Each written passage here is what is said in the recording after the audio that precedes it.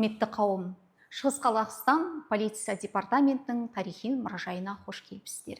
Бүгін біздің мұражай сіздерге есігін айқара ашып, өзінің өткен жолы, тарихы туралы біраз мағлұмат береді. Менің артымдағы Қазақстан Республикасының ұлттық рәміздеріне арналған стенд пост 90 жедел байланыс пульті Шығыс Қазақстан облыстық полиция департаментінің 1978 жылдан бастап 1996 жыл аралығында қолданылған үлкен кезекші бөлімінің жүрегі десек те болады.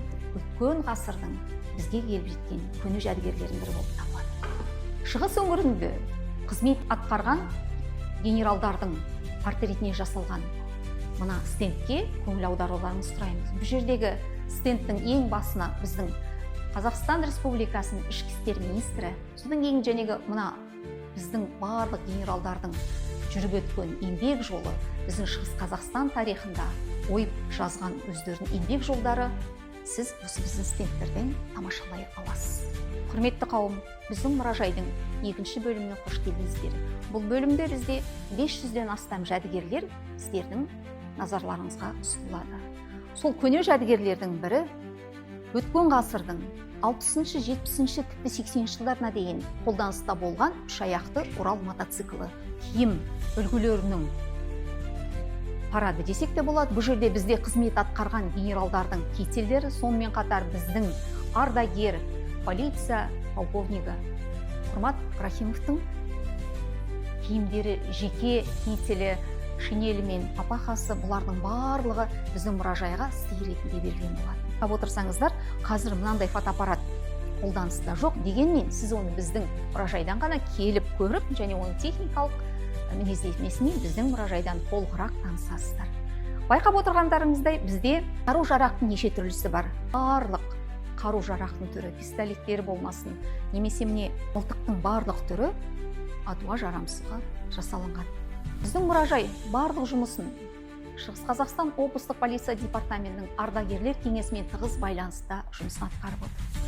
Осы орайда биыл Көктемде қайтыс болып кеткен біздің құрметті ардагеріміз Отан соғысына қатысушы, биыл аман болса 102-ге келер еді, Құрмат Рахимұлы Рахимовтың шекелесіне арналған. Бұл жерде Құрмат Рахимовтың өзінің жәнегі аппараттық кителі деп жатырмыз, одан кейінгі ең құнды соғыс кезінде, соғыстан кейінгі милиция, полиция кезінде алған марапаттарының барлығы осы жерге шоғырланған. Тағы бір біздің Ұлы Отан соғысына қатысушы, ішкі істер органдарының ардагері Тайбағаров Зайтан Оспанұлының 100 жылдық мерейтойын біз атап өтіп, оның ұрпақтары биыл біздің мұражайға осындай стеллажды жәнегі сыйға тарту етіп, барлық ол кісінің соғыс кезіндегі, соғыстан кейінгі жәнегі фотоларымен қатар Қазақ Кеңестік Социалистік Республикасының министрінің қолынан алған құнды сыйлығы, қолға тағатын сағатты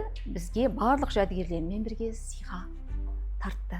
Милиция, полиция қызметкерлеріне арналған стендіміз бар. Бейбіт өмірді, өз өмірлерін қиып, қылмыскерді ұстау кезінде немесе осы қызмет бабында қайтыс болған біздің жерлестерімізге арналған стендті біздің Қазақстанның халық қаһарманы Ғазиз Байтасовтың портретімен бастауды жөн көрдік. Себебі бұл жердегі барлық біздің қызметкерлер патриоттық сезімімізді оятатындай ерлік жасап марқұм болған біздің қызметкерлер. Бұлардың барлығы біздің Шығыс Қазақстандық келең ұрпақ, жас мұражай қонақтарын біз осы еңбек, ерлік, абырой атты ескерткішке келіп, рухтарына бас иіп тағзым ететін патриоттық сағаттарда қолданатын бірден бір осы жұмысымыздың бір түрі осы ескерткішпен тығыз байланысты. Полиция басқармасының тағы бір үлкен бір қызмет саласы ол тергеу басқармасы. Тағы бір қиында қызығы мол қызмет түрі ол криминалистер.